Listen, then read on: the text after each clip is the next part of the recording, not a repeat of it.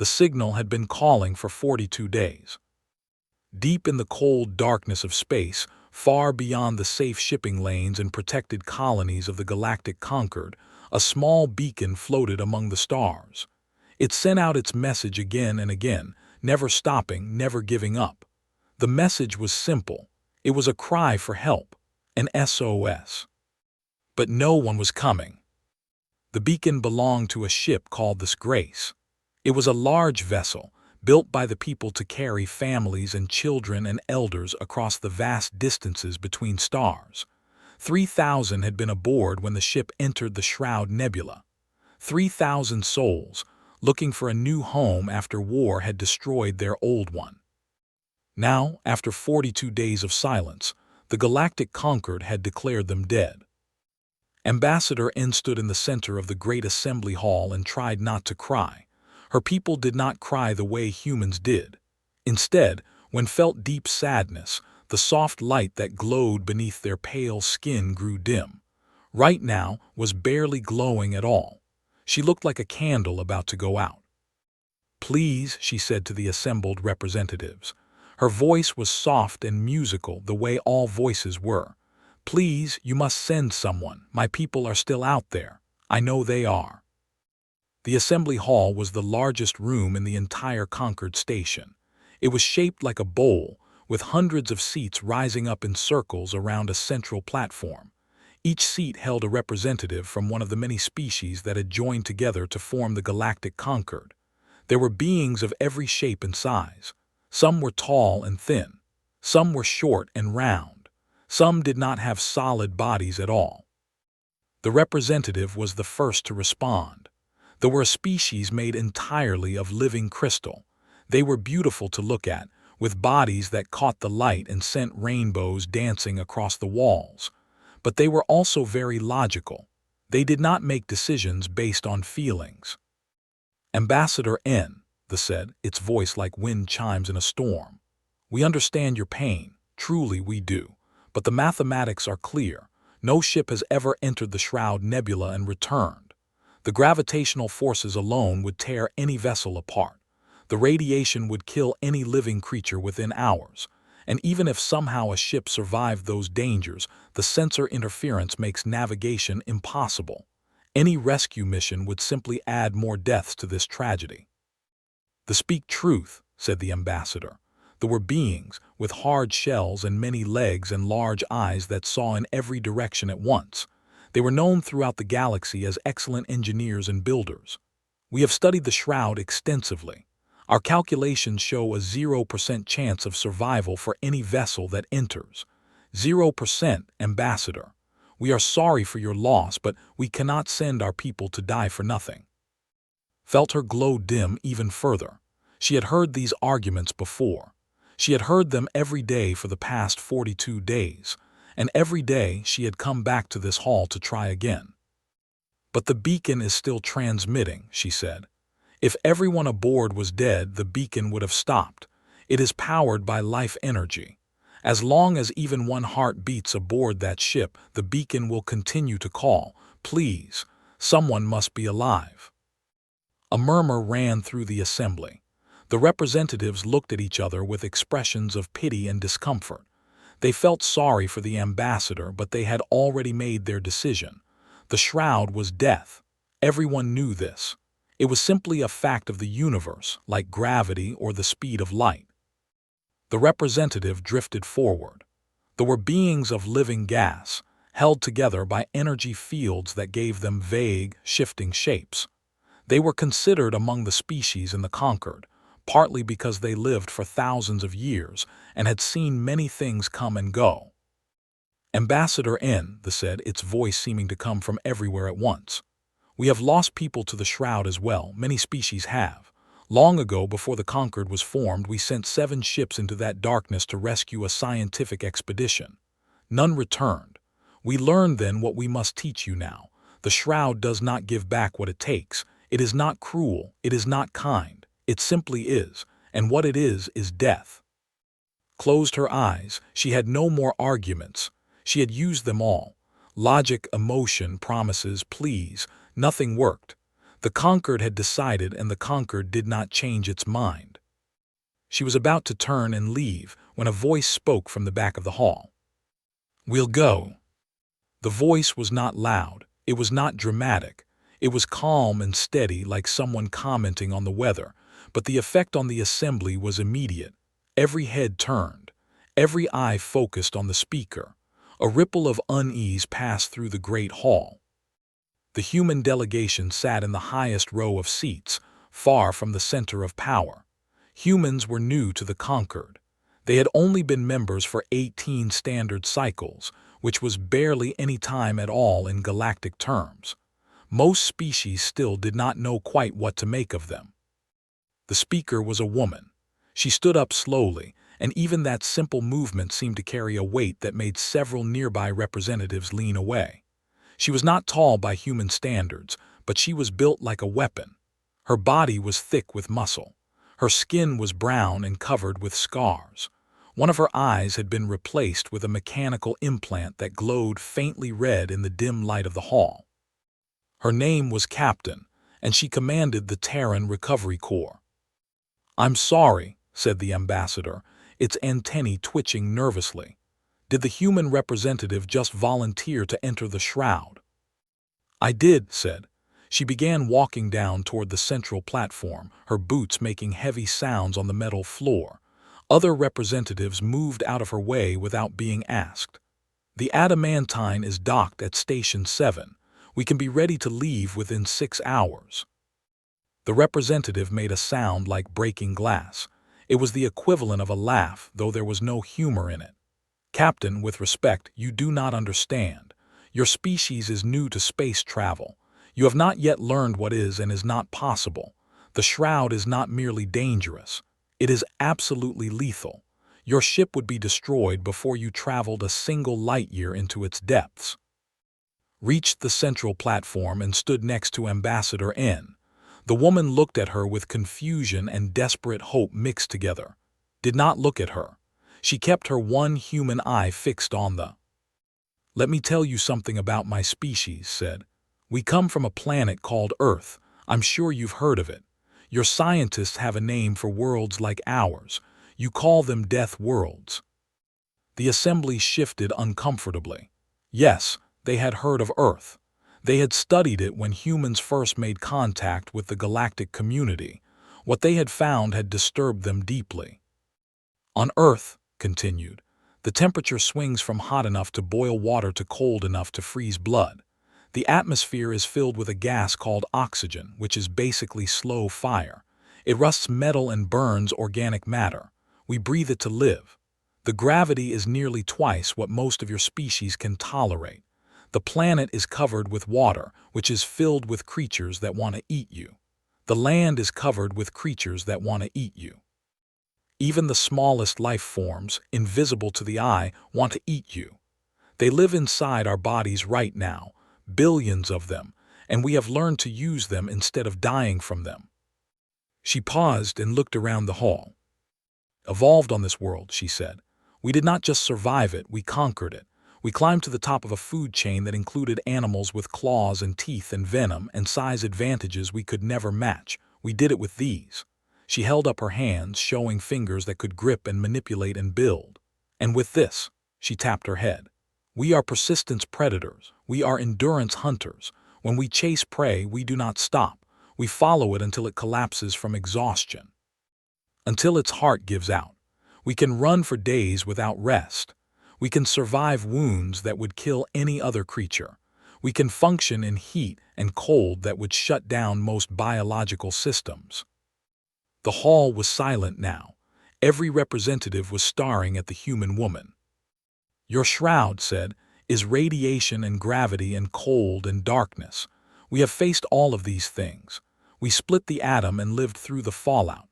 We traveled to the bottom of our oceans, where the pressure would crush your ships like paper. We built cities in deserts where nothing should grow.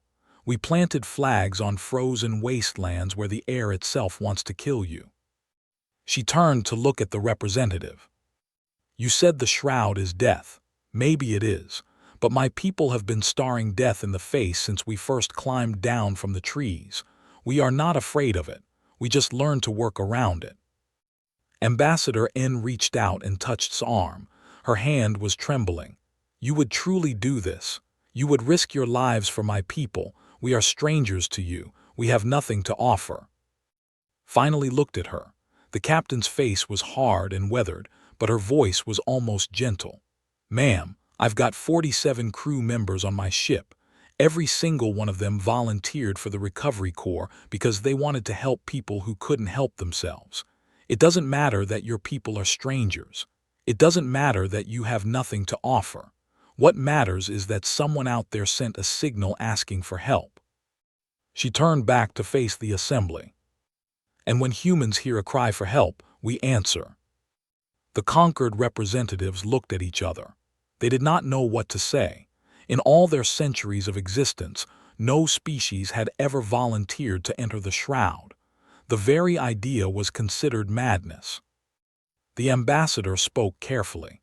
"Captain, even if we were to approve this mission, which we have not yet decided, you must understand that the conquered cannot provide any support. We cannot send ships to assist you. We cannot send medical vessels to wait at the edge of the nebula. If you enter the shroud, you will be completely alone." "We're used to that," said. "Humans have always been alone. We had to figure everything out by ourselves. Fire, tools, language, medicine, space travel. No one helped us. No one taught us. We learned because we had to, or we died." "And many of you did die," they pointed out. "Yes," agreed. "Many of us did, but not all of us. And the ones who survived got stronger, got smarter, got better." She smiled, and several representatives flinched. Human teeth were designed for tearing meat. Their smiles looked like threats. "We're the descendants of every human who ever looked at something impossible and said, 'I can do that.' Every person who climbed a mountain because it was there. Every explorer who sailed into unknown waters. Every scientist who asked questions that everyone said couldn't be answered." She spread her arms wide. "So yes, send us into your shroud. Send us into your death trap. Send us into the darkness that has swallowed every other ship. Because I promise you this, we will either come back with survivors or we will die trying. And either way, at least someone tried." The assembly fell into a deep silence. For a long moment, no one spoke. Then, slowly, the representative drifted forward. "The conquered will not stop you," it said. "We cannot support you, but we will not stop you. If you wish to throw your lives away on an impossible mission, that is your choice to make." "It's not impossible," said. "It's just hard. There's a difference." She turned to Ambassador N. The woman was glowing again, just a little. Hope did that to her people. Even a small amount of hope was enough to bring back their light. "Ambassador, I'm going to need everything you have on this Grace. Deck plans, crew manifests, cargo lists, everything. I'm also going to need the exact coordinates of that beacon." "You will have it all within the hour," N said. "Captain, I do not know how to thank you. My people will remember this forever. Even if you fail, we will remember that you tried." Nodded. "We won't fail. I've got the best crew in the fleet. We've pulled people out of situations that should have been impossible before. This is just another job." She began walking back up toward the exit, but stopped halfway and turned around one more time. "One more thing," she said to the assembly. "When we come back with those survivors, I expect the conquered to provide full medical support and refugee assistance. Those people have been through enough. They deserve to be taken care of." "You speak as if success is certain," they said. "It is certain," replied, "because I will accept no other outcome." She continued walking, and this time she did not stop. The assembly watched her go. When the doors closed behind her, 100 conversations erupted at once. The representatives argued and debated and wondered what they had just witnessed. The ambassador turned to its neighbor, a small furry creature from a species known for their wisdom. "What do you think?" they asked. "Will they succeed?" The furry creature thought for a moment, its tiny eyes blinking slowly. "I do not know," it said at last, "but I will tell you this. In all my years, I have never seen a species quite like the humans. They do not think like we do. They do not calculate odds the way we do. When we see an impossible task, we turn away. When they see an impossible task, they get excited. It is almost like they enjoy challenging death itself. That sounds like madness. Perhaps it is, or perhaps it is something else. Perhaps it is what evolution looks like when a species grows up on a world that is constantly trying to kill it. They learned that survival requires doing impossible things. They learned that giving up means dying, so they do not give up. They cannot. It is not in their nature. They made another wind chime sound. Do you think they will come back? The furry creature looked toward the door where had disappeared. I think, it said slowly, that if anyone in this galaxy can return from the shroud, it is the humans. And I think that when they do, nothing in the Concord will ever be the same. Far away, on docking platform 7, Captain walked up the ramp to her ship. The adamantine was not beautiful. It was not sleek or elegant like the vessels of older species. It was blocky and angular and covered with armor plating and weapon mounts. It looked exactly like what it was, a warship built by a species that had never known peace. Her first officer, Commander James Park, was waiting for her at the top of the ramp. I heard your speech, he said, very inspiring. Did it work? The crew is already prepping for departure, is running diagnostics on the engines, is stocking the medical bay. Sergeant Major Obi is checking the weapons. Allowed herself a small smile. Good, because we've got a long way to go and a lot of people to save. The shroud is going to be rough, Park said, even for us. I know. Some of us might not come back. I know that too. Park nodded. He had served with for 8 years. He had followed her into combat zones and disaster areas and places that made the shroud look like a vacation spot. He trusted her completely. Well then, he said, let's go do something impossible. Walked onto her ship, and the ramp closed behind her. Within 6 hours, the adamantine would leave the safety of the conquered station and head toward the darkness, toward the death trap that had swallowed every ship before it. 47 humans against the most dangerous place in the known galaxy. The odds were not in their favor. But then again, the odds had never been in humanity's favor, and that had never stopped them before. The shroud was waiting, and they were coming. The adamantine crossed the boundary of the Shroud Nebula at exactly 1400 hours ship time. From the outside, the nebula looked almost beautiful. It was a vast cloud of purple and red gas, lit from within by dying stars and strange energy fields. The colors swirled and danced like paint mixing in water. If you did not know what it was, you might think it was a work of art. Captain knew better. She stood on the bridge of her ship, hands clasped behind her back, and watched the wall of color grow larger on the main. Every sensor on the ship was already screaming warnings. Radiation levels were climbing. Gravitational readings were jumping wildly from one number to another. The computer was struggling to make sense of the chaos. All hands, this is the captain, she said into the ship-wide communication system. We are about to enter the shroud. From this point forward, I need everyone at their best.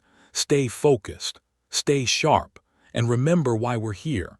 There are 3,000 people counting on us. Let's bring them home.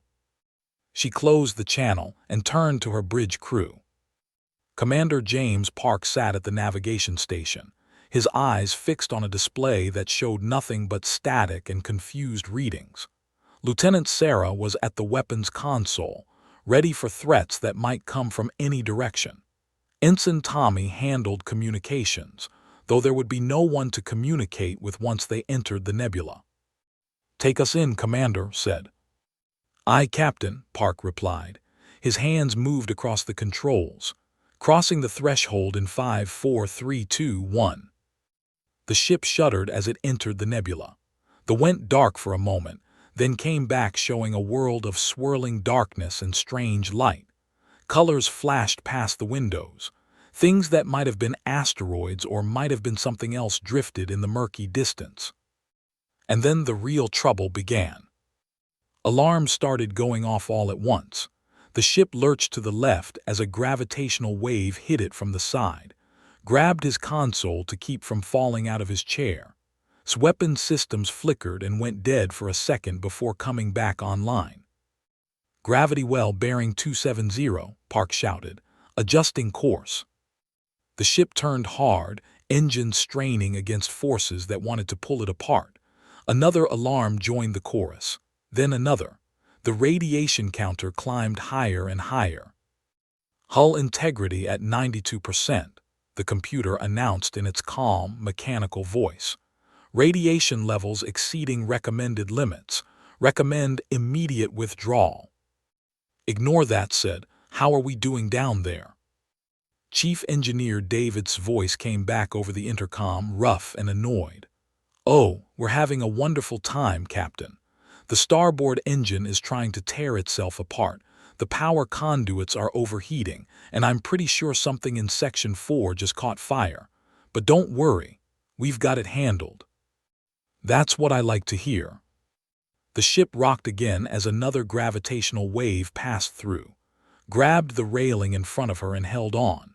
She had been through earthquakes and hurricanes and combat situations where the ground itself seemed to be trying to kill her. This was worse than all of them, but not by much. Down in the engine room, and his team worked in conditions that would have killed any other species in the galaxy. The temperature had climbed to 45 degrees Celsius. For humans, this was uncomfortable but survivable. For it would have been lethal within minutes. Had stripped off his uniform jacket and was working in a sweat-soaked undershirt, his hands moving over controls and conduits with the speed of long practice. "Martinez, get me a bypass on the cooling system," he shouted over the noise of straining engines. "We need to redirect power to the forward shields." "On it, Chief," a young woman shouted back. She crawled into a maintenance shaft that was barely big enough to fit a human body. The metal walls were hot enough to burn, but she ignored the pain. Human skin could heal from minor burns. The ship could not heal if they lost engine power. Another engineer named Williams was dealing with the fire in Section 4. He had grabbed an extinguisher and rushed into the smoke-filled corridor without waiting for orders. The air was toxic with burning chemicals, but Williams just held his breath and kept working. Humans could hold their breath for several minutes if they had to.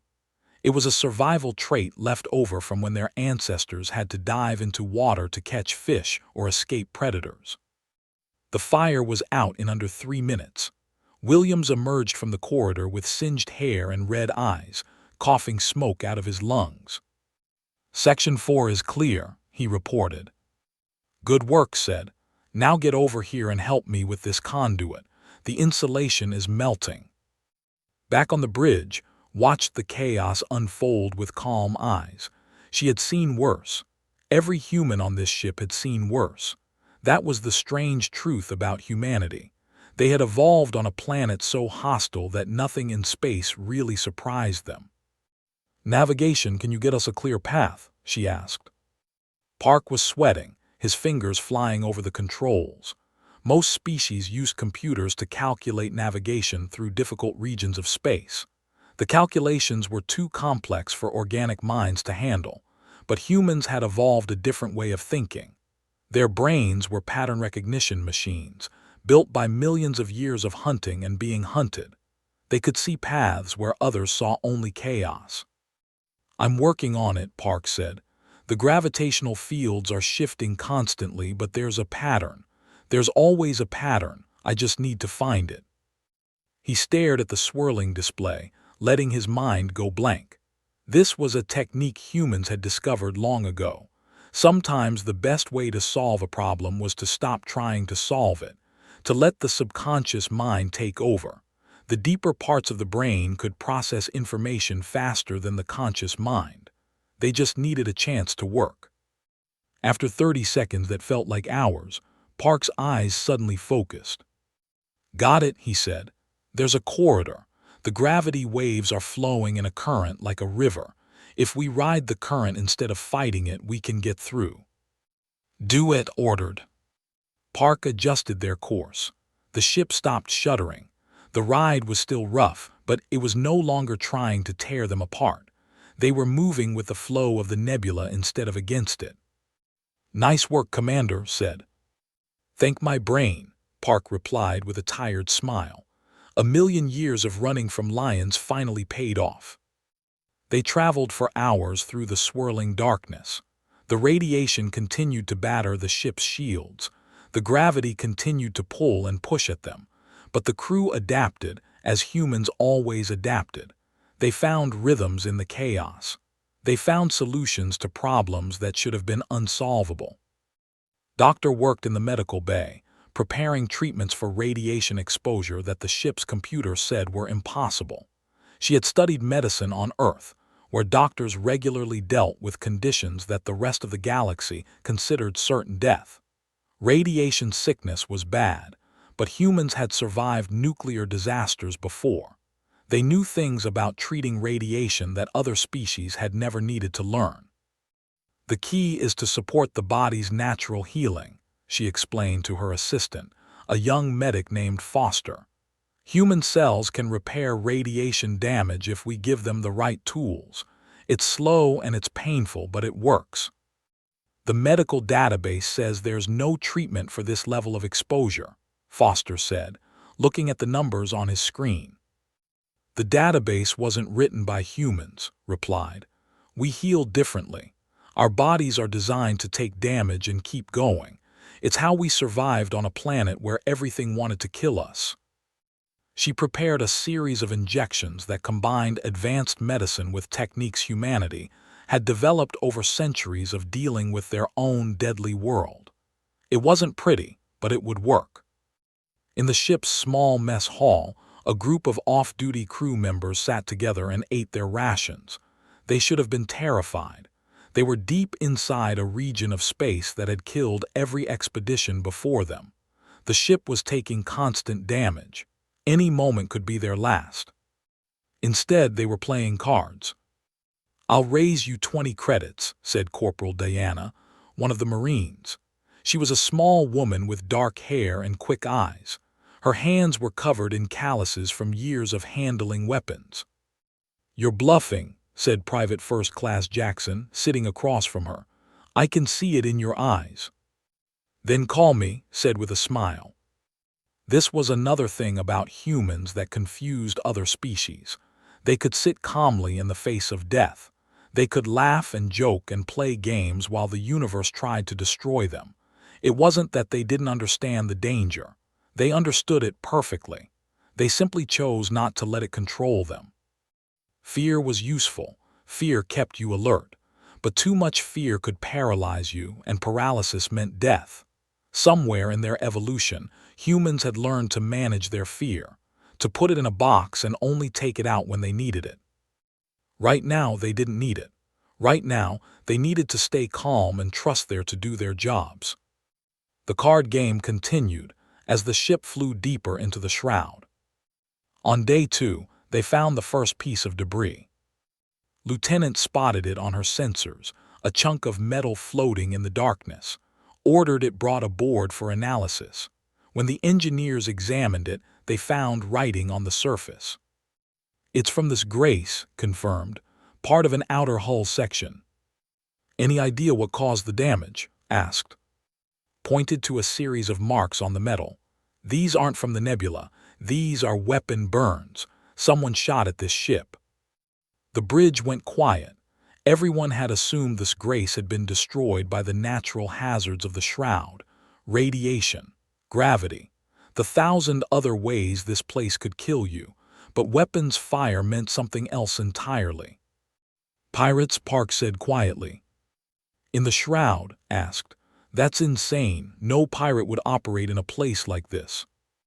"Unless they knew the shroud well enough to navigate it," said. "Unless they used it as cover, a perfect hiding place. No one would ever come looking for them here." She stared at the burned metal for a long moment. Her jaw tightened. Her single human eye grew cold. "If there are pirates in here," she said, Then the might still be alive. Pirates don't destroy valuable cargo, they capture it. You think they took the refugees? Park asked. I think it's possible, and if it's possible, then we need to find them. She turned to the crew. New orders. We're not just looking for a crashed ship anymore. We're looking for a pirate base, and when we find it, we're going to take back those people. The crew's attitude shifted. Before, they had been on a rescue mission, dangerous but straightforward. Now they were hunting, and humans were very, very good at hunting. It was in their blood. Their ancestors had been pursuit predators, chasing prey across vast distances until the prey collapsed from exhaustion. Humans could track and follow and hunt for days without rest. They could read signs that other species would miss. A broken branch, a footprint, a trace of heat. Now, those instincts turned toward a new kind of prey. Start scanning for any artificial structures, ordered. Anything that doesn't belong in a nebula. I want the engines ready for combat maneuvers. Sergeant Major Obi prepped the Marines for a possible boarding action. Sergeant Major Obi's voice came back from the ship's armory. Understood, Captain. The boys and girls are ready. Just point us at the target. They continued deeper into the shroud, following the trail of debris. More pieces appeared. Hull fragments, personal items, a child's toy floating frozen in the void.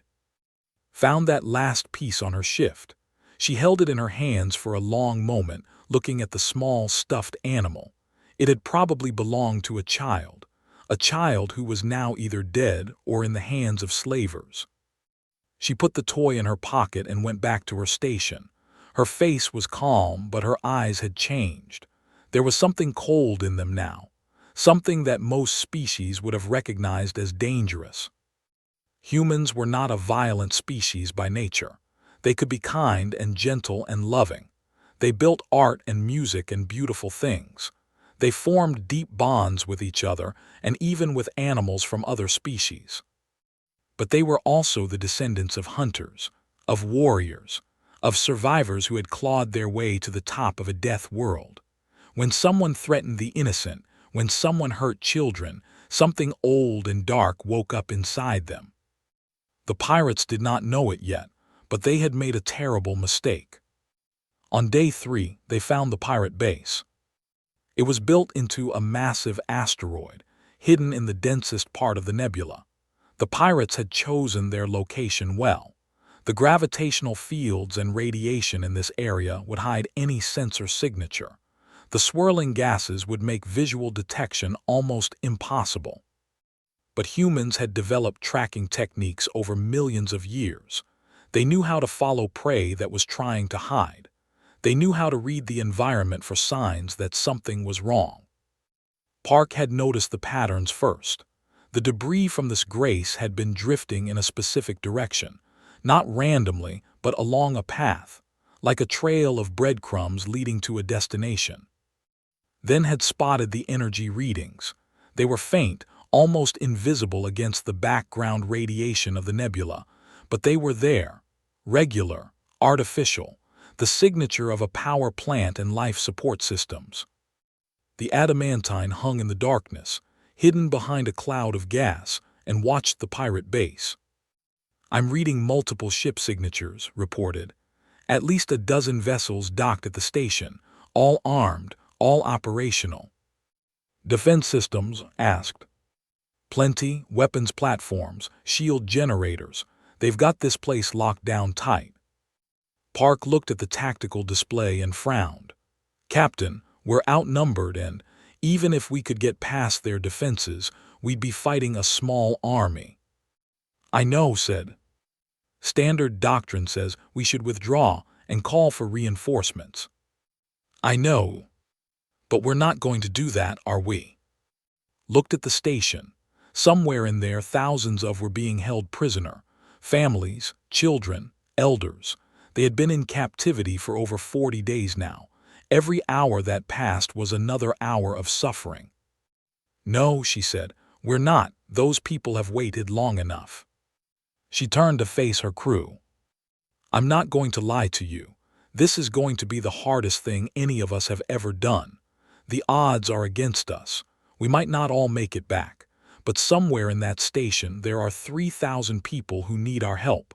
They're counting on us, even if they don't know we're here." She paused. On Earth, our ancestors had a saying, "Leave no one behind." It meant that you never abandoned your people, no matter how dangerous the situation, no matter how bad the odds. You went back for them or you died trying. "Those aren't our people," someone said quietly. It wasn't a complaint, it was just an observation. "They are now," replied. "The moment that beacon started transmitting, the moment someone called for help, they became our responsibility. That's what it means to be human. We don't wait for someone else to save people. We do it ourselves." She looked around the bridge. "So we're going in. We're going to hit them fast and hard, and we're not going to stop until every single prisoner is free. And when we're done, the galaxy is going to learn what happens when you mess with people under human protection." The crew was silent for a moment. Then Sergeant Major Obi's voice came over the intercom. "Captain, the Marines are ready. Just give the word." Spoke up from her station. "The flight crews are standing by. We can have shuttles in the air in 3 minutes." Added his voice. "Engines are at 100%. Whatever you need, Captain, we can do it." Allowed herself a small smile. "Then let's go save some people." The adamantine moved out of hiding and began its approach toward the pirate base. On the station, alarms started to sound as sensors detected the incoming ship. The pirates scrambled to their stations, confused and afraid. No one came into the shroud. No one had ever found their base. It was supposed to be impossible. But humans had never been very good at accepting impossible. The battle for this grace was about to begin. The adamantine held position in the shadow of a broken asteroid, close enough to see the pirate station but far enough to avoid immediate detection. Captain had called for a tactical pause, time to plan and prepare before they committed to an assault that could end in all of their deaths. In the main briefing room, the senior officers gathered around a holographic display showing the enemy base. The station was massive, built into an asteroid the size of a small moon. Whoever had constructed it had spent years digging tunnels and chambers into the rock. Defense platforms bristled from every surface. Docking bays held ships of various sizes, all armed, all ready for combat. "The Bone Cartel," said Lieutenant, reading from the intelligence files they had managed to decrypt from intercepted signals. "That's who we're dealing with. They're a coalition of pirates, slavers, and organ harvesters from at least a dozen different species. They've been operating in the outer regions for decades, but no one knew they had a base in the Shroud." "Makes sense," Commander Park said. "No law enforcement would ever come looking for them here. It's the perfect hiding spot." "What do we know about their forces?" asked. Pulled up more data. Best estimate, we're looking at around 400 to 500 hostiles on the station. Mixed species. Some deserters, a few others. They're not trained military, but they're experienced fighters. They've been doing this for a long time. "Weapons." Standard pirate fare. Energy rifles, plasma pistols, some heavier weapons for ship defense. Nothing too advanced, but enough to be dangerous. Sergeant Major Obi studied the display with the careful eyes of a soldier who had spent her entire adult life in combat. She was a large woman, tall and broad-shouldered, with skin so dark it seemed to absorb light. Her voice was deep and calm, the kind of voice that made people listen. "The numbers are bad," she said. "We've got 47 people total. 23 of those are combat-trained Marines. The rest are crew. Even if we count the crew as fighters, we're still outnumbered 10 to 1. "Closer to 20 to 1 if we're honest," Park added. "I've faced worse odds," Obi said. She wasn't bragging, she was stating a fact. "But not by much. We're going to need a plan that takes away their numerical advantage." Nodded. "That's why we're not going to fight them head-on. We're going to do what humans have always done when we're outnumbered. We're going to be smart, we're going to be fast, and we're going to hit them where they don't expect it. She tapped the display, highlighting a section of the station far from the main docking bays. This is the station's command center. If we can take it, we control everything. Life support, communications, the defense grid. We take this room and we effectively cut the head off the snake. How do we get there? Asked. The main corridors are going to be crawling with guards. We don't use the main corridors. Zoomed in on a different part of the station. A network of smaller tunnels appeared, running through the asteroid like veins through a body. Maintenance shafts, waste disposal systems, ventilation ducts. The station was built into a natural asteroid, which means there are gaps and passages all through the rock. Most of them are too small for the larger species. Some of them are flooded with toxic runoff from the processing plants. A few are exposed to vacuum. Park stared at the display. You want us to crawl through maintenance tunnels, swim through poison, and walk through airless passages, just to avoid using the front door. Yes. That's insane. It's human, allowed a small smile. Our ancestors crawled through worse places than this. They swam in waters filled with predators. They held their breath to dive for food. They squeezed through caves so tight they had to exhale just to fit through. We evolved to go places other creatures couldn't. That's our advantage. Obi was already nodding. Small teams, fast movement, hit the command center before they even know we're inside. Exactly. While the assault team moves through the tunnels, the adamantine will create a distraction. We'll engage their defense platforms, make a lot of noise, keep their attention focused outward. By the time they realize we're already inside, it'll be too late. The officers looked at each other. It was a risky plan. A lot of things could go wrong, but it was also exactly the kind of plan that had allowed humans to survive on a death world for millions of years. Not through strength alone, but through cleverness, through endurance, through the willingness to do things that other species would never even consider. Who leads the assault team? Asked. I do, Obi said before could answer. This is a marine operation. My people, my responsibility. Agreed, said. Pick your team, Sergeant Major. 20 should be enough. Lighter and faster is better. Already got my list. The briefing continued for another hour. They went over every detail, every contingency, every possible thing that could go wrong. By the end, everyone knew their role. Everyone knew what was expected of them. As the officers filed out, called Obi back. Sergeant Major, a moment. Obi turned and waited. The two women had served together for years. They understood each other without needing many words. You know this might be a one-way trip, said quietly. I know. Some of your people won't be coming back. I know that too. Studied her old friend's face. There was no fear there, no hesitation, just the calm acceptance of a soldier who had made peace with death long ago. Then why? Asked. Why volunteer for this? You could have stayed on the ship, let someone else lead the team. Obi was quiet for a moment. When she spoke, her voice was thoughtful. When I was a girl in Lagos, my grandmother told me a story. She said that before our people came to the stars, before we even knew the stars were places you could go, we had a word. Ubuntu. It means something like, I am because we are. A person is only a person through other people. She looked at the holographic display, where the outline of the pirate station still glowed faintly. Those in there, they're not my species. They're not my family, but they're people, someone's daughter, someone's son, someone's grandmother. And right now, they're suffering because no one else in this galaxy was willing to help them. She turned back to, I am because we are. If I turn my back on them, what kind of person does that make me? What kind of person does that make us? Nodded slowly. I feel the same way. I know you do, Captain. That's why I follow you. There was nothing more to say. Obi saluted and walked out, leaving alone with her thoughts. Down in the ship's armory, The Marines were preparing for combat. The room was filled with the sounds of weapons being checked, armor being fitted, equipment being tested.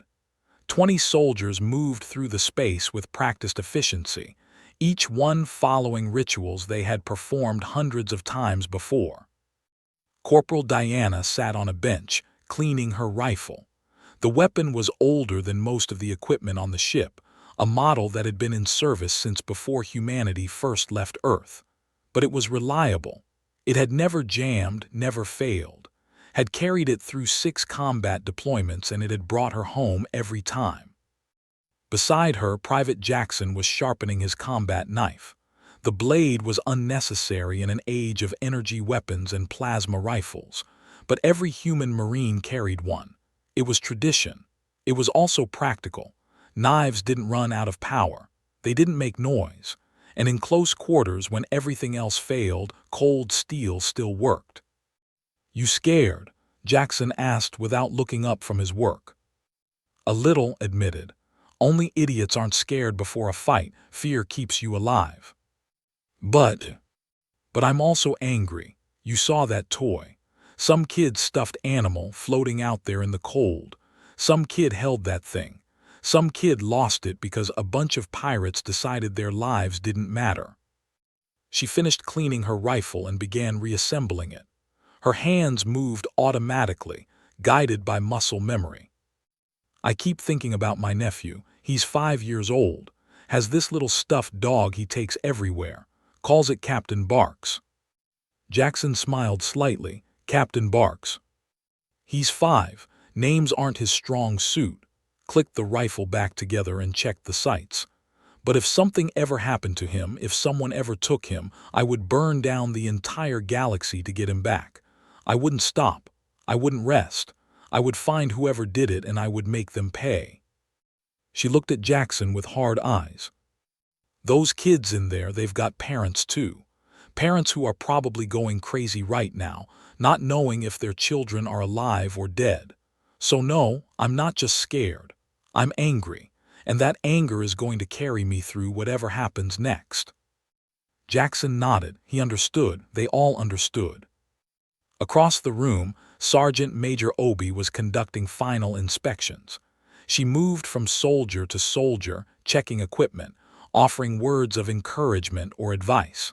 This was the part of leadership they didn't teach in officer training. The human part.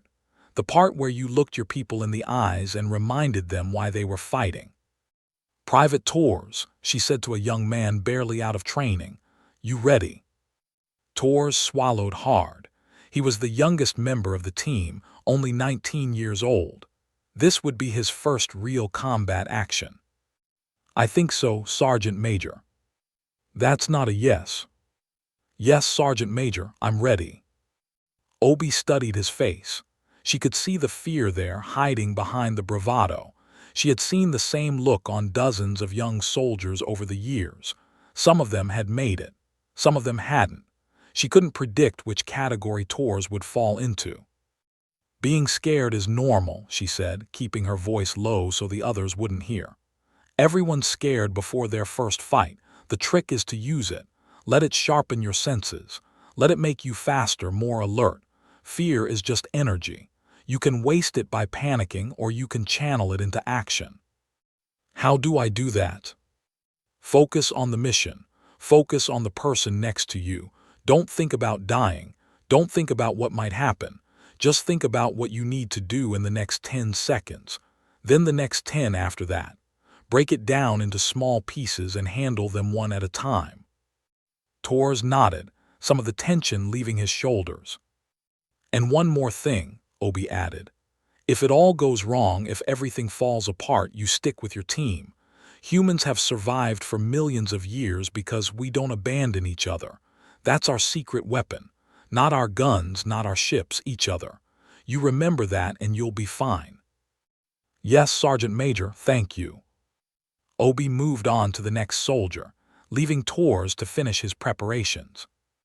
In another part of the ship, a different kind of preparation was taking place. Doctor had transformed the cargo bay into a temporary field hospital. Medical supplies lined the walls. Portable beds had been set up in neat rows. Everything was ready to receive casualties.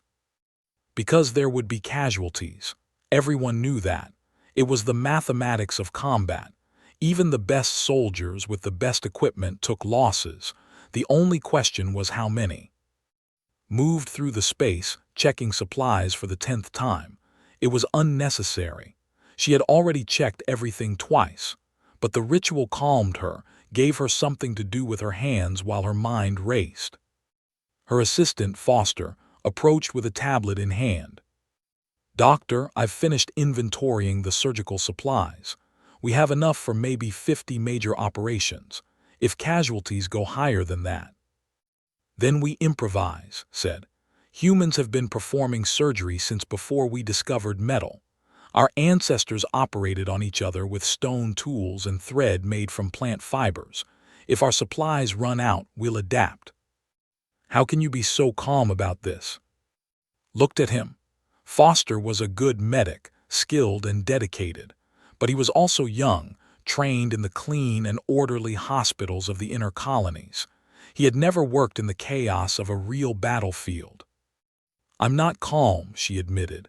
"Inside I'm terrified, but terror doesn't help my patients. Competence does, preparation does, so I prepare, and when the wounded start coming in, I'll be ready to do my job." She put a hand on his shoulder. "You will be too. I've seen you work. You're good at this. Just remember your training and trust yourself." Foster took a deep breath and nodded. "There's one more thing," added. "When the casualties come in, some of them won't make it. No matter how hard we work, no matter how skilled we are, some of them will die on our tables. When that happens, you can't stop. You can't freeze. You mourn later. During the battle, you move on to the next patient and you save whoever you can." "How do you do that? How do you just move on?" "You don't, not really. Every patient I've ever lost stays with me. I remember their faces. I remember their names. But I also remember everyone I've saved. And the only way to keep saving people is to keep working, even when it hurts." The ship's intercom crackled. "All hands, this is the captain. We begin our approach in 1 hour. All assault team members report to the airlock for final staging. May whatever gods you believe in watch over us all." The message ended. Around the ship, 47 humans finished their preparations and said their private prayers. In the armory, the Marines performed one final ritual. They gathered in a circle, arms around each other's shoulders, heads bowed. Sergeant Major Obi spoke. "We are about to enter battle against an enemy that outnumbers us, an enemy that has killed before and will try to kill again. Some of us may not come back, but we go anyway because there are people who need us, people who are counting on us, people who have no one else." She looked around the circle, meeting each soldier's eyes. "We are human. We are the children of a death world. Our ancestors survived ice ages and plagues and predators and each other. They looked at a hostile universe and said, 'We will not be broken. We will not give up. We will endure.'" Her voice grew stronger. "Today we carry that legacy into battle. Today we show the galaxy what it means to be human. Not our technology, not our weapons, our heart, our courage, our refusal to abandon those who need us." She squeezed the shoulders of the soldiers on either side of her. "Whatever happens out there, I am proud to serve with every single one of you. Now let's go save those people." The circle broke. The Marines filed out toward the airlock. Their faces were calm. Their eyes were determined. On the bridge, Captain watched the pirate station on the. In less than an hour, her people would be inside those walls, fighting, dying, killing. Commander Park approached and stood beside her. "Having second thoughts?" he asked. "No, I'm thinking about what comes after. If we succeed, we'll have 3,000 traumatized refugees on our hands. People who've been through hell. They'll need medical care, psychological support, a safe place to recover. The conquered will provide that." "Will they? They've already written these people off once. What happens when we show up with survivors they'd rather forget about?" Park considered this. Then we make them remember.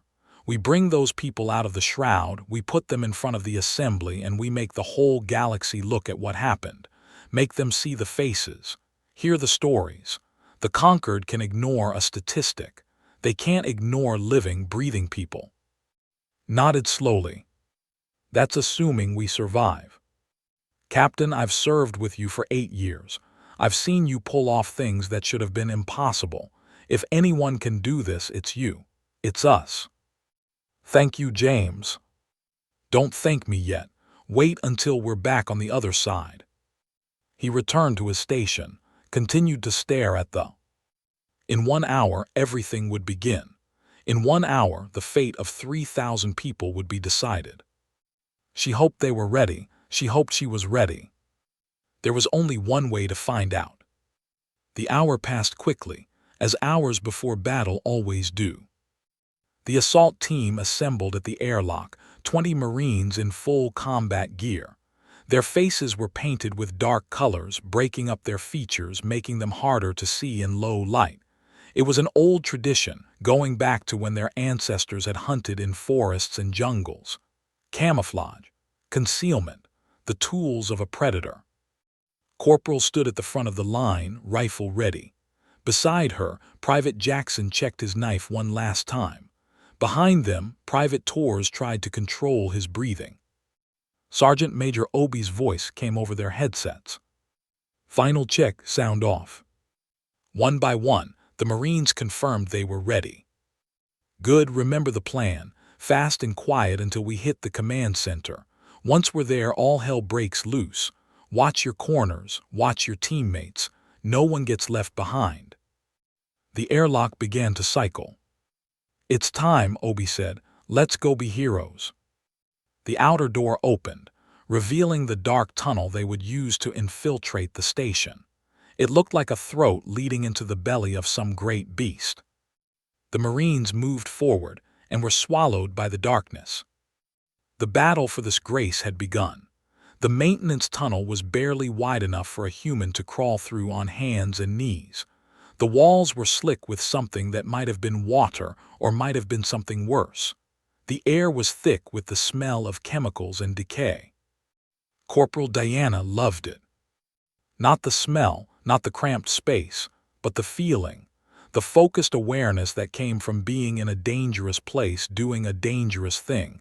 Every sense was heightened, every nerve was alive. This was what she was born for.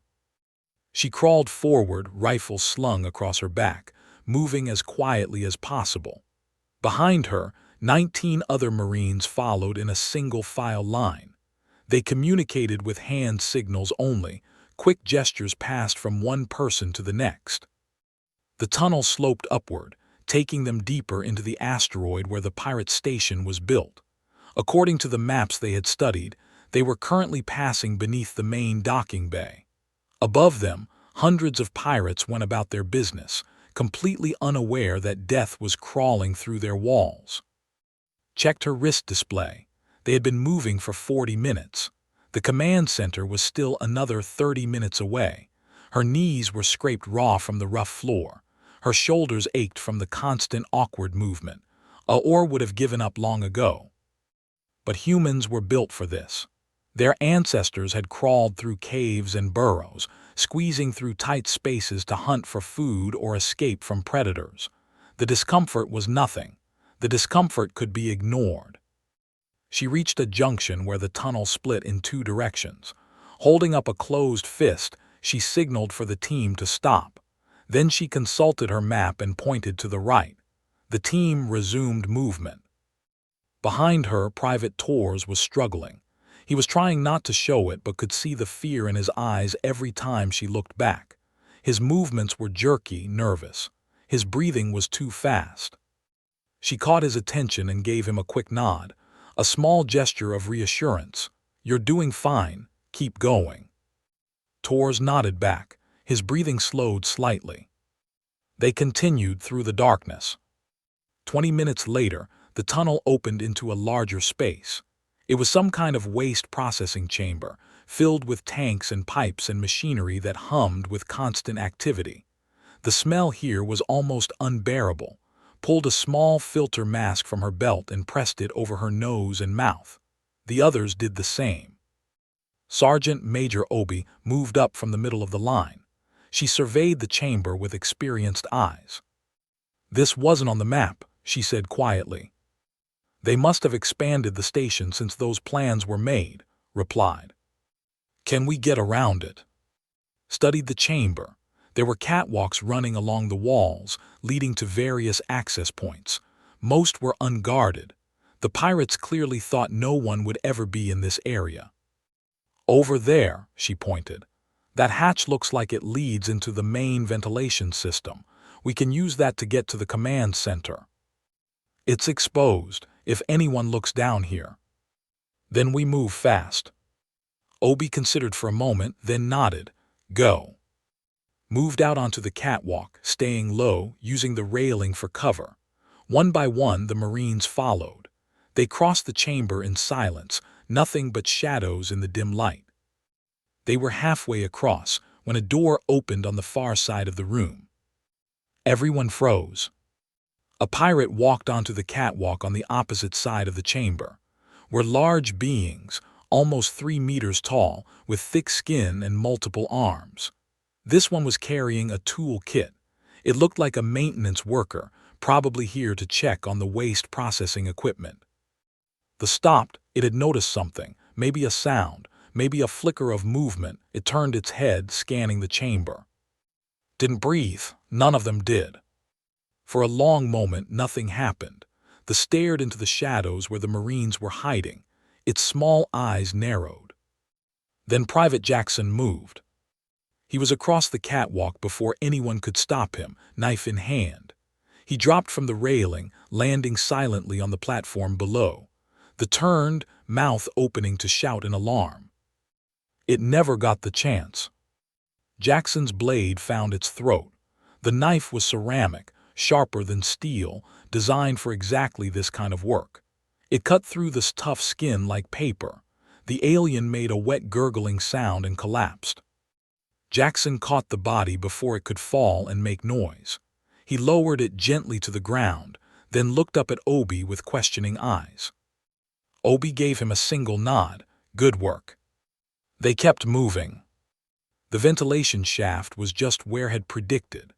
They climbed through the hatch one at a time, pulling themselves up into a horizontal duct that was only slightly more comfortable than the maintenance tunnel. At least the air here was cleaner.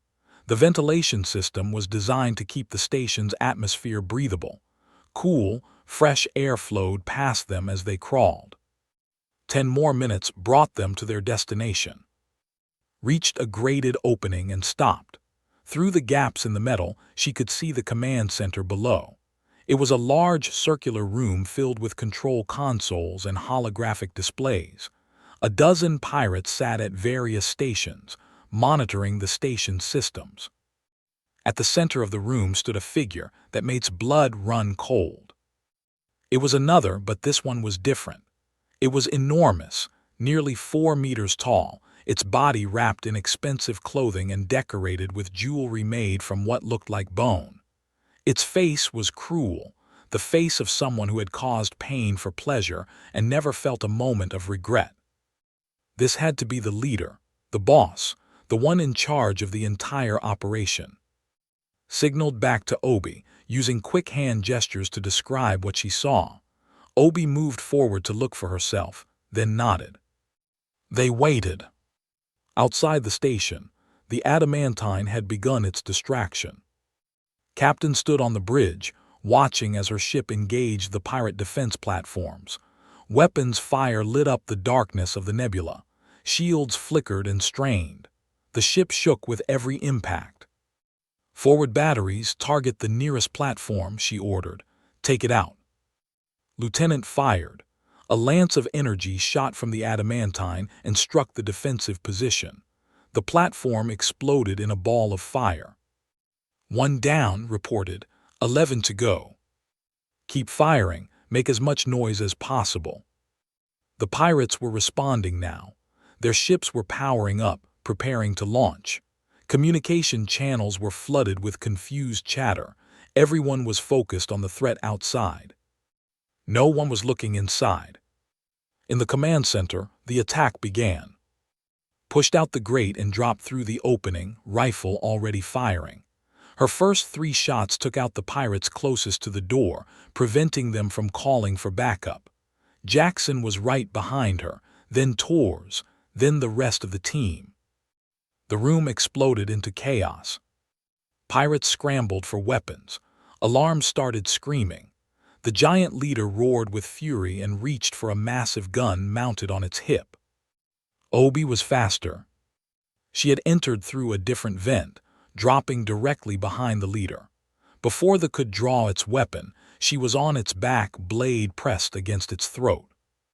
"Nobody move," she shouted. The room went still. 12 pirates stood frozen, caught between reaching for their guns and surrendering. The leader had gone rigid, feeling the edge of the blade against its skin. "Tell your people to stand down," Obi said, her voice cold and calm. "Now." The laughed, it was an ugly sound. "You think you've won? You think this changes anything? There are 500 of my soldiers on this station. You have maybe 20. The moment you leave this room, you're dead."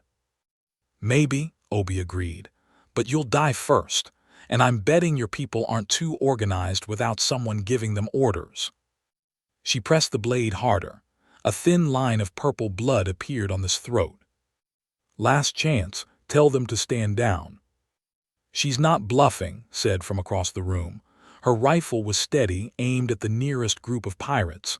"I've seen her take heads off. She's good at it." The eyes flickered between Obi and it was calculating, trying to figure a way out. It didn't find one. "Fine," it growled. "Everyone stand down, put your weapons on the floor." One by one, the pirates.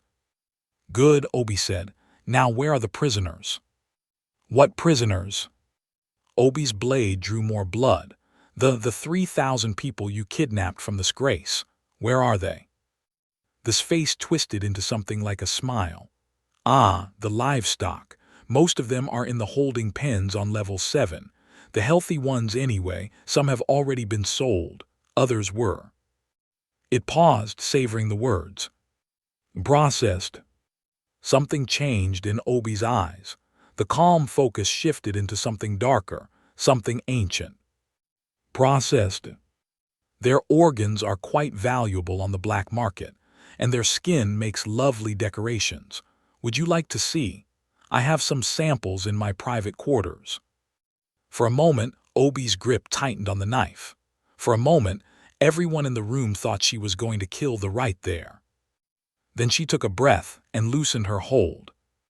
She said into her communicator, "We've taken the command center. The prisoners are on level 7. Send the second team." "Copy that, Sergeant Major. Team 2 is on the move." Obi looked at them with cold eyes. "You're going to help us free those people, and then you're going to face justice. The Galactic Concord has laws about slavery and murder. I imagine they'll have some questions for you." "The Concord," the laughed again. "The Concord doesn't care about anyone. They abandoned those refugees. They declared them dead. Why do you think I chose targets? Because I knew no one would come looking." "You were wrong." "Was I? You're humans. A species that's been in space for less than 2 decades. You have no alliances, no power, no political influence. The Conquered will ignore this. They always ignore things that make them uncomfortable." Obi smiled. It was not a pleasant smile. "That's the thing about humans. We don't need the Conquered's permission to do what's right. We don't need political influence or alliances. We just need people who need help, and we'll come for them every single time. Through nebulae that kill everything.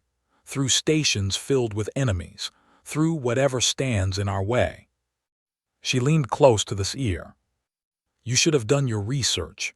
We're not like the other species. We don't give up, we don't back down, and we never ever forget."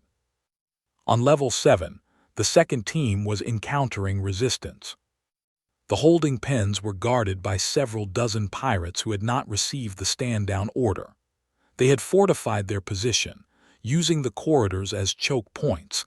laying down heavy fire on anyone who tried to approach. Lieutenant led this team. She wasn't a Marine, but she was a damn good fighter. She had grown up in the asteroid mining colonies, where accidents were common and survival skills were essential. "Suppressing fire," she shouted. "Keep their heads down." Her team opened up with everything they had. Energy bolts and plasma rounds filled the corridor, forcing the pirates to take cover.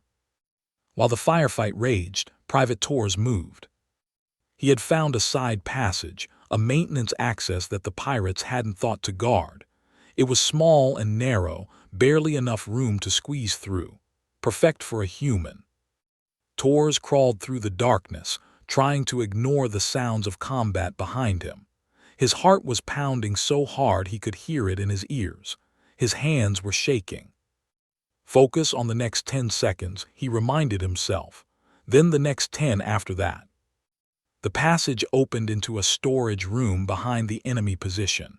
Torres emerged silently, pressing himself against the wall. Through the doorway, he could see the backs of the pirates. They were completely focused on the threat in front of them. They had no idea death was behind them. Torres raised his rifle, took a breath, and opened fire. The first pirate went down before it knew what was happening. The second turned and died mid-turn. The third managed to get off a shot that went wide before Torres ended it. Chaos erupted among the enemy. They spun around, trying to face this new threat, and in doing so exposed their backs to his team. The crossfire was devastating. 30 seconds later, it was over. The corridor was filled with bodies. Stepped forward, checking each fallen pirate to make sure they were down for good. When she reached Torres, she paused. "Nice work, Private." Torres was shaking. His hands, his shoulders, everything. The adrenaline was fatting, leaving him cold and weak. "I killed them," he said. His voice sounded strange to his own ears. "I just killed them." "Yes, you did. And because of that, we can save the people on the other side of those doors." She put a hand on his shoulder. "It gets easier, not the killing. That should never be easy, but carrying it. You learn to carry the weight." Torres nodded slowly. "For now," said, "focus on why you did it. Those pirates chose their path. They kidnapped families, sold children, murdered innocents. You stopped them. That's not something to be ashamed of. That's something to be proud of." She moved toward the doors. "Now come on, we've got people to save." The holding pens were a horror show. 3,000 had been crammed into spaces meant for a few hundred. They had been given barely enough food and water to survive. Medical care was non-existent. The smell of sickness and death hung in the air. When the doors opened and humans walked through, the prisoners cowered. They had learned to fear anyone who came through those doors. Then lowered her weapon and held up her hands. "It's okay," she said, speaking slowly and clearly. "We're here to help. We're from the Terran Recovery Corps. We've come to take you home." Silence, confusion. They didn't understand. No one had come to save them. The conquered had declared them dead. They had given up hope. An elderly pushed her way to the front of the crowd. Her bioluminescent skin was dim, almost gray. She had clearly been among the prisoners for the full 42 days. "You are humans?" she asked in broken standard. "Yes, ma'am." "The Death World species, the dangerous ones." Smiled gently. "That's what they call us, but we're not dangerous to you. We're dangerous to the people who hurt you." The elderly's eyes filled with tears, or whatever passed for tears among her people. Her dim glow began to brighten. "You came," she whispered. "You actually came." "Of course we did. Someone asked for help."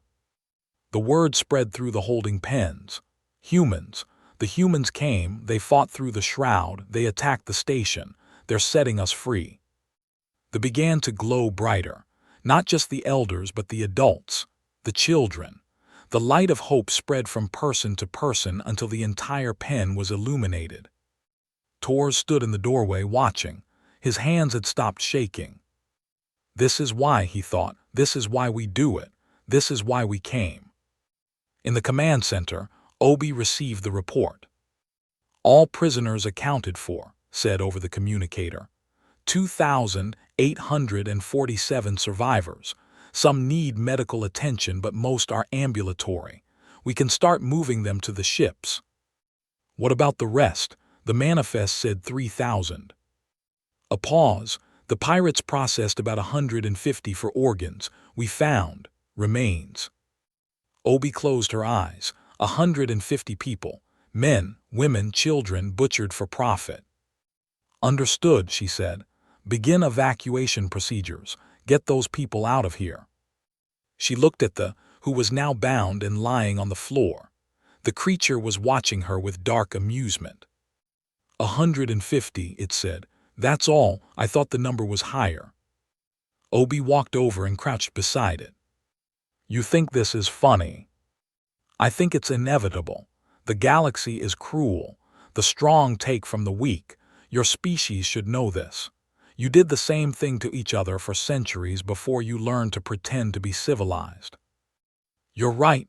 We did. We had wars and slavery and genocide and every other horror you can imagine. We know exactly what evil looks like because we invented most of it." She leaned closer. "But we also learned something else.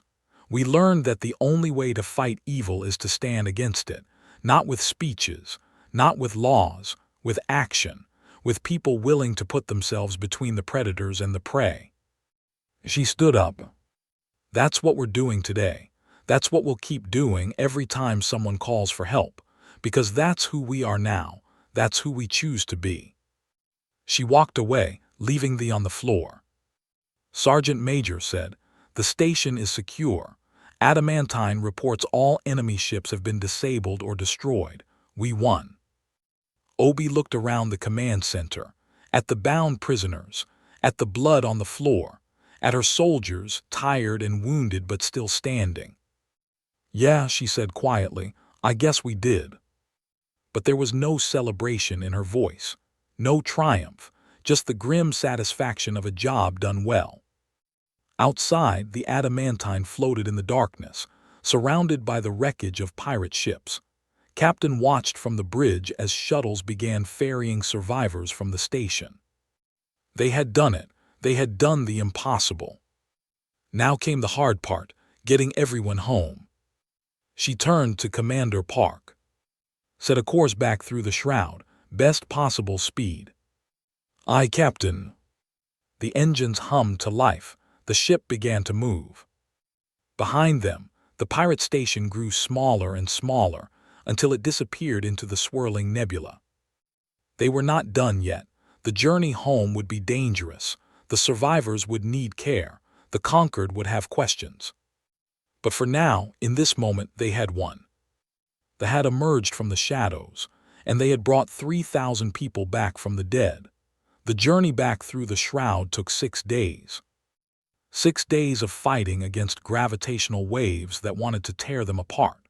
6 days of radiation alarms and engine failures and moments where everyone on board thought they were going to die. 6 days of pushing through darkness that had swallowed every other ship that had ever entered it. But this time was different. This time, the Adamantine was not alone. 2 pirate ships had been captured during the assault on the station. Their crews had surrendered rather than fight to the death, and now those vessels flew alongside the Terran warship. Their holds were filled with survivors, packed in tight but safe. 3 ships instead of 1. 3 times the capacity, 3 times the chance that everyone would make it home. Captain stood on the bridge of the Adamantine and watched the swirling colors of the nebula flow past the. She had barely slept in 6 days. Every time she closed her eyes, she saw the faces of the they had rescued. The children who had clung to her soldiers, too afraid to let go. The elders who had wept with joy.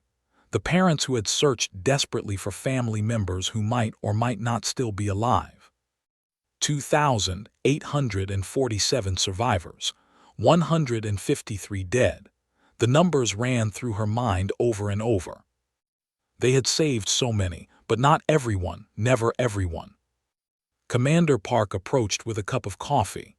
It was terrible coffee, brewed from emergency rations that had been sitting in storage for months. But it was hot and it was caffeinated, and that was all that mattered. "You should rest," he said, handing her the cup. "Doctor says you're running on fumes." "I'll rest when we're out of the shroud." "That could be another day, maybe two." "Then I'll rest in a day, maybe two." Park knew better than to argue. He had served with long enough to understand that some battles couldn't be won. Instead, he took a position beside her and stared at "The survivors are holding up," he said. "Better than expected. They are resilient." "They've had to be. There was destroyed by the same war that scattered them across the galaxy. They've spent years moving from place to place, looking for somewhere to belong. This was supposed to be their last journey, a new colony, a fresh start." "It still can be. We're going to get them there." Took a sip of her terrible coffee. "I know, I just wish we could have gotten there faster, maybe saved a few more." "You can't think like that, Captain. We did the impossible. We went where no one else would go. We fought an enemy no one else would fight. We brought back nearly 3,000 people that the entire galaxy had written off as dead. That's not a failure. That's a miracle." "It doesn't feel like a miracle." "It never does, not to the people who make it happen." They stood in silence for a long moment, watching the nebula swirl and dance around them. "Captain," Lieutenant called from her station, "I'm picking up something on long-range sensors. We're approaching the edge of the shroud." Straightened up. "How long until we're clear?" "At current speed, approximately 4 hours." "Push the engines a little harder. I want to be out of here in 3. "Aye, Captain." The next 3 hours were the longest of life. Every minute felt like an eternity. Every warning alarm made her heart jump. But the ships held together, the survivors stayed safe, and slowly, gradually, the swirling colors of the shroud began to thin. And then finally, they emerged into clear space. Filled with stars, clean, bright, normal stars not filtered through layers of radiation and gas. The sensors stopped screaming. The engines settled into a steady hum. The nightmare was over. "We're out," Park announced. "All 3 ships clear of the shroud." A cheer went up from the bridge crew. Allowed herself a small smile, the first one in days. "Send a message to the conquered station," she said. "Tell them we're coming home. Tell them we've got survivors. Tell them to have medical teams ready." "Already on it, Captain." The message went out across the vast distances of space. And across those distances, the galaxy began to wake up to what had happened. At the conquered station, Ambassador N was in her quarters when the news arrived. She had not slept well in 48 days. Every night, she dreamed of her people dying in the darkness. Every morning, she woke up to a reality where no one was coming to save them.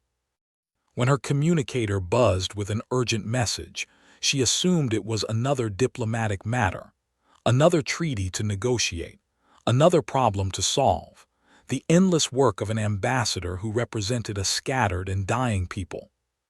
Then she read the message. For a long moment, she couldn't process what she was seeing. The words didn't make sense. They couldn't be real. "Survivors, the adamantine, coming home."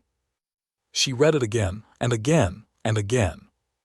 Then she began to glow. Not dimly, the way she had glowed for the past 48 days. Brightly, brilliantly. Her bioluminescence blazed with an intensity she hadn't felt since before the war that had destroyed her. Joy. Pure, overwhelming joy. She ran from her quarters, still glowing like a small sun. She ran through the corridors of the station, past startled diplomats and confused bureaucrats. She ran until she reached the main observation deck, where she could see the darkness of space stretching out toward the distant shroud. They were coming. Her people were coming home. She fell to her knees and wept. The adamantine and its escort ships arrived at Concord Station the next day. By then, word had spread throughout the galaxy. The humans had done the impossible. They had entered the shroud and returned. They had fought an army of pirates and won. They had saved thousands of people that everyone else had given up on. The docking bay was crowded with beings from 100 different species. They had come to see for themselves, to witness the survivors emerge from the ships that had carried them through hell. Ambassador N stood at the front of the crowd, surrounded by medical teams and counselors and officials from the government. Her glow had not dimmed since she received the news. If anything, it had grown stronger. The airlock opened. For a moment, nothing happened. The crowd held its breath. Then the first survivor stepped out. It was an elderly woman, the same one who had spoken to Lieutenant in the holding pens.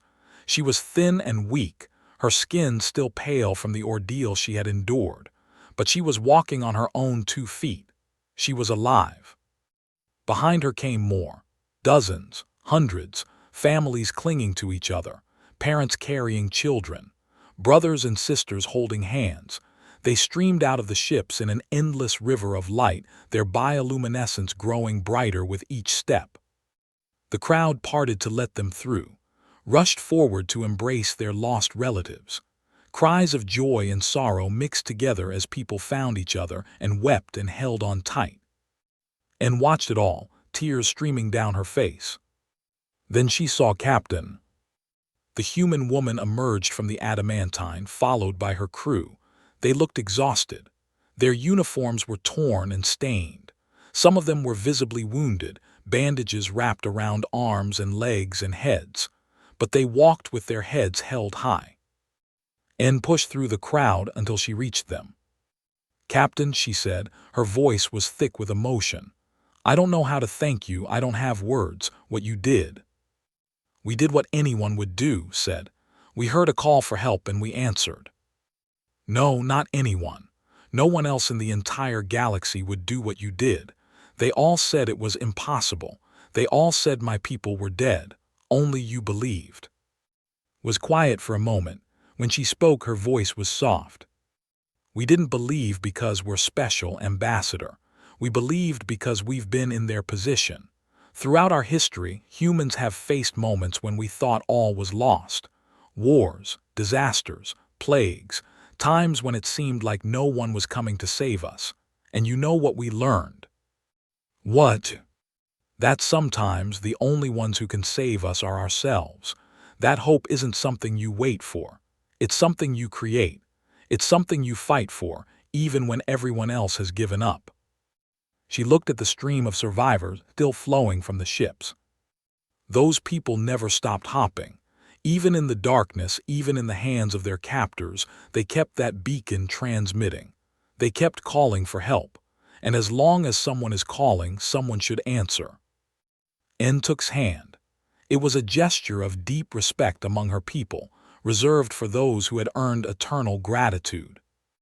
"The people will never forget what you did," she said. "Never. For as long as we exist, we will tell the story of the humans who came out of nowhere, who flew into death itself to save strangers, who asked for nothing in return." "We did ask for one thing," reminded her, "full medical support and refugee assistance." "You will have it, whatever you need, whatever it takes." She squeezed his hand. "Thank you, Captain. Thank you from the bottom of my heart." The Galactic Concord Assembly met 3 days later. The chamber was more crowded than it had been in centuries. Every species wanted to see what would happen. Every representative wanted to hear the testimony. Ambassador N requested the floor first. She stood in the center of the great hall, her glow brighter than it had ever been. When she spoke, her voice carried to every corner of the chamber. "For cycles, we have looked upon the humans with suspicion," she said. "We called their world a death world. We called them primitive. We called them dangerous." She paused, letting the words hang in the air. "We were right. They are dangerous. Dangerous to slavers. Dangerous to tyrants. Dangerous to anyone who preys upon the innocent. Their world did forge them in fire, and that fire made them into something the galaxy desperately needs." She turned to face the human delegation, where Captain sat with her crew. Their uniforms had been cleaned and pressed, but the exhaustion still showed in their faces. They had come directly from debriefing sessions that had lasted for hours. "We thought the SOS was lost," In continued. "We thought those people were gone forever, and then they emerged from the shadows and proved us wrong."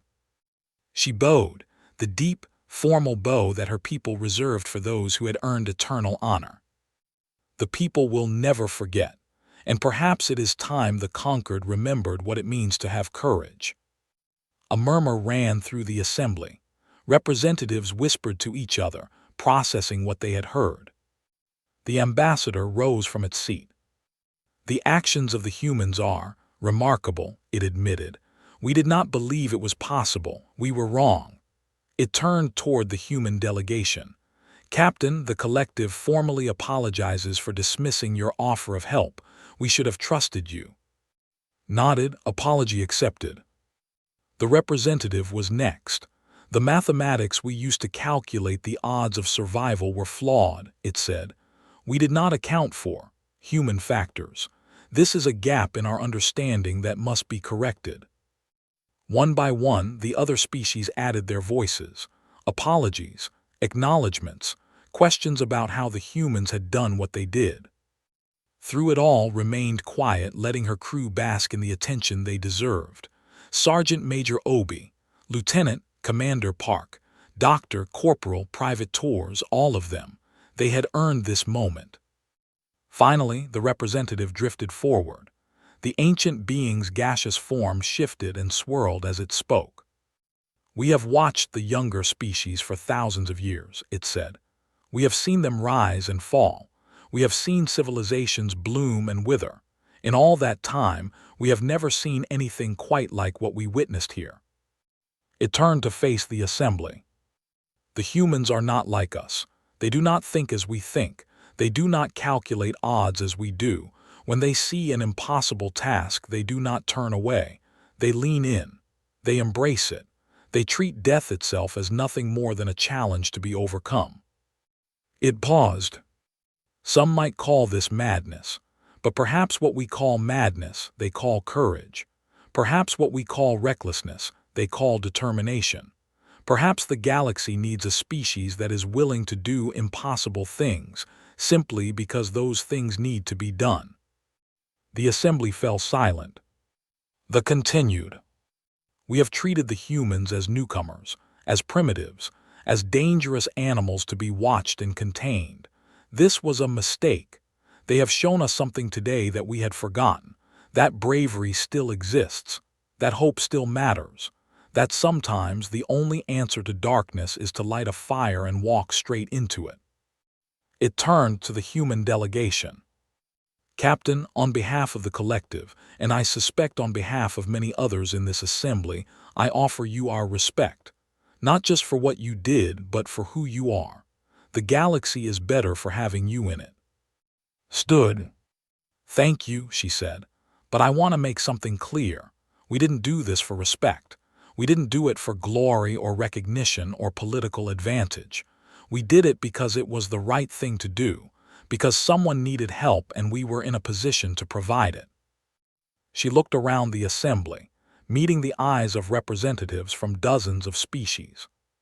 "Humans have a long and complicated history. We've done terrible things to each other. Wars, slavery, genocide.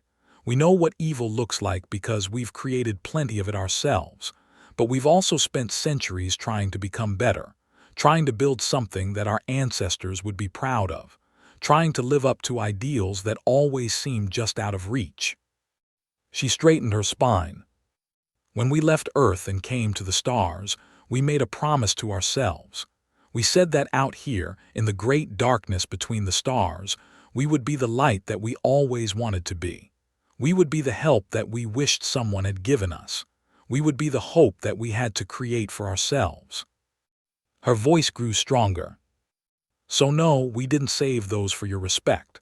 We saved them because that's who we choose to be. And we'll keep saving people wherever they are, whoever they are, as long as there's a human heart beating in the galaxy. Because that's the promise we made.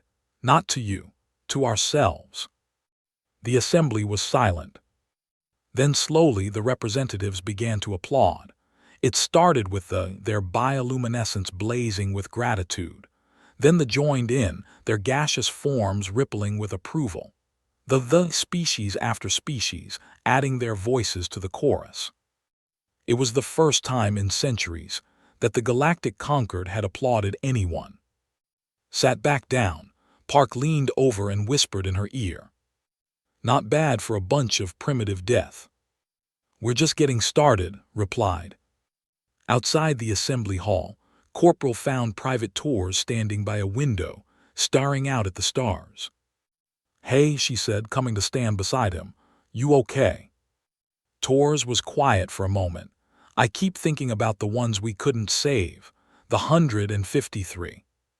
"Yeah, me too." "Do you think they knew, at the end, do you think they knew someone was coming?" Considered the question carefully. "I hope so," she said finally. "I hope that somehow, somewhere they knew they weren't forgotten. That's the best we can offer. Not that we'll always win, not that we'll always arrive in time, but that we'll always try, that we'll never give up. That as long as someone calls for help, someone will answer." Tors nodded slowly. "Is it always like this, after a mission?" "Like what?" "Like heavy, like you're carrying something you can't put down." Reached into her pocket and pulled out the stuffed toy she had found floating in the nebula. She had kept it through the entire mission. She wasn't sure why. "This belonged to a kid," she said. "I don't know if that kid survived or not. I don't know if I'll ever find out. But I carry it to remind myself why we do what we do. The weight isn't just burden Tors, it's also purpose. It's the thing that keeps us human." She put the toy back in her pocket. "We carry the weight so that others don't have to. That's the job, that's the privilege." Tors was silent for a long moment. Then he straightened his spine and nodded. "I think I understand," he said. "Good, now come on. The captain is buying drinks for the crew, something about celebrating the impossible." They walked away from the window together, leaving the stars behind. In the weeks that followed, the galaxy changed. The Bone Cartel was dismantled. Its leaders were put on trial before a special tribunal of the Galactic Concord.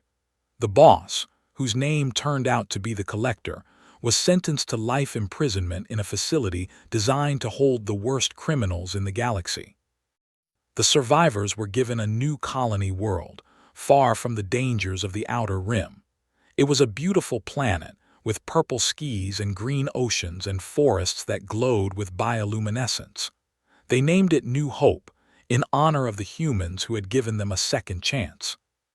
The shroud remained as deadly as ever, but now ships carried better charts. Navigation data compiled by Commander Park was shared with the Conquered, showing the safe paths through the chaos. It wasn't enough to make the nebula safe, but it was enough to give future explorers a fighting chance. And the humans. They went back to work. There were always people who needed help, always calls for assistance that no one else would answer, always impossible missions waiting for someone brave enough or crazy enough to attempt them. The Terran Recovery Corps grew, new ships, new crews, new soldiers willing to walk into the darkness. Captain received a promotion. She turned it down. She said she was happier on the bridge of the Adamantine where she could do the work that mattered. Sergeant Major Obi trained a new generation of Marines. She taught them everything she knew about survival, about combat, about carrying the weight. Doctor wrote a paper on treating radiation exposure that was adopted across the galaxy. She never stopped working in the field. Corporal eventually found out that the child who owned the stuffed toy had survived. He was 7 years old, sent him a new toy along with a letter explaining where she had found the old one. Wrote back, asking if she was a superhero. She wrote back saying no, she was just human, said that was even better. Private Tors stayed with the Corps. He carried the weight just like had taught him. He saved lives. He lost lives. He kept going anyway. And somewhere in a quiet corner of the galaxy, A new beacon began to transmit. Another call for help, another impossible situation, another group of people waiting for someone to answer. The adamantine changed course without hesitation. Its engines hummed, its crew prepared for whatever came next. Because that was the promise, that was the purpose, that was what it meant to be human. They heard the call. And they answered. Always. Forever. Until the last star went dark.